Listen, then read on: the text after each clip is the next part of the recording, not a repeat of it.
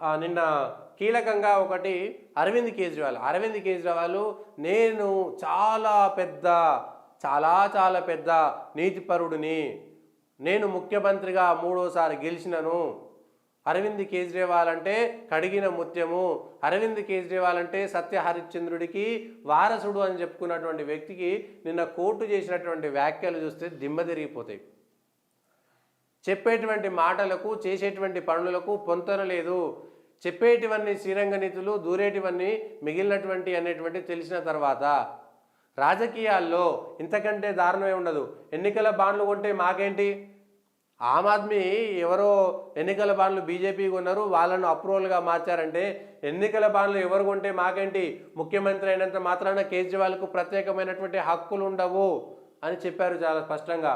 ఎవరికి టికెట్ వస్తే మాకేంటి, మాకేం సంబంధం, మేము న్యాయ సూత్రాలను పరిశీలిస్తాం, ఈ కేసు మీకు కేంద్రానికి మధ్య కాదు, ఈడీకి మీకు మధ్య జరుగుతున్నటువంటి కేసు.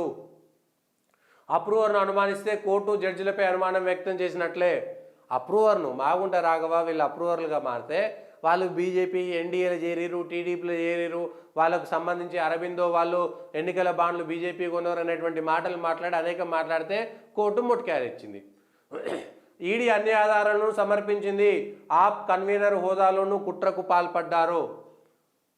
ఆమ్ ఆద్మీ పార్టీకి సంబంధించినటువంటి ఆస్తులను కూడా తొలిసారి ఒక పార్టీకి సంబంధించినటువంటి ఆస్తులను అటాచ్ చేసేటువంటి అవకాశం ఉన్నది. గోవా ఎన్నికల్లో డబ్బుల చేరవేతను వివరించింది ఈడీ.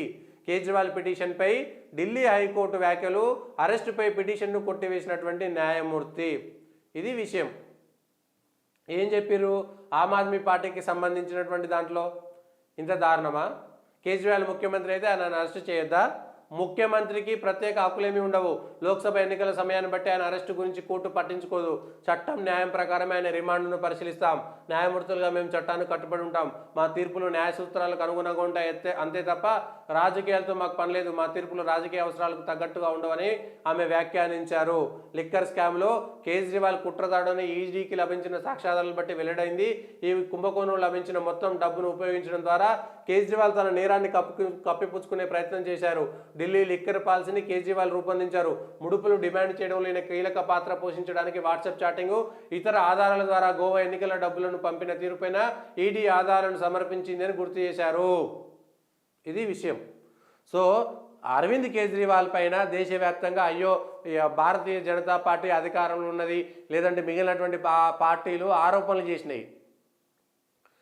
ఈడీ ముందుగాలు వస్తుంది, సిబిఐ ముందుగాలు వస్తుంది, ఈడీని వాడుకొని రాజకీయాలు చేస్తున్నారు అనేటువంటి అంశం పైన ఈడీ రాజకీయాలు చేయట్లేదు, ఆధారాలు సమర్పించిందని కోర్టులో ఉన్నటువంటి న్యాయమూర్తి చాలా స్పష్టంగా చెప్పారు. ముఖ్యమంత్రి అయినా మాకు సంబంధం లేదు, మీరు చేసినటువంటి తప్పులు ఉన్నాయి అనేటువంటి విషయాన్ని స్పష్టంగా చెప్పారు. రాఘవ్ మాగుంట శరత్చంద్రారెడ్డి అప్రూవల్గా మారి మనీ లాండరింగ్ చట్టం సిఆర్పిసిలోని సెక్షన్ 164 కింద ప్రకటనలు చేశారు. అప్రూవల్కు సంబంధించిన చట్టం 100 నాటిది, కేవలం కేజ్రీవాల్ ఎక్కించేందుకు చేసినటువంటి చట్టం కాదు. అంటే అప్రూవల్గా మారినటువంటి వాళ్ళ విషయంలో 100 నాటి చట్టం ఇది కేజ్రీవాల్ కోసం ప్రత్యేకంగా చేసినటువంటి చట్టం కాదు అనేటువంటి విషయాన్ని కూడా స్పష్టంగా చెప్పారు. మొట్టికాయ మీద మొట్టికాయ, మొట్టికాయ మీద మొట్టికాయ. మళ్ళా మేమంతా అత్యంత నీతిపరులమైనటువంటి చెప్పుకునేటువంటి మాట రాజకీయాల్లో ఏదో ఒకటో రెండో చిన్న పొరపాట్లు పార్టీ కోసం కొంత డబ్బు ఎక్కడో అనుకోకుండా తీసుకున్నారనేటువంటి మాట కాదు.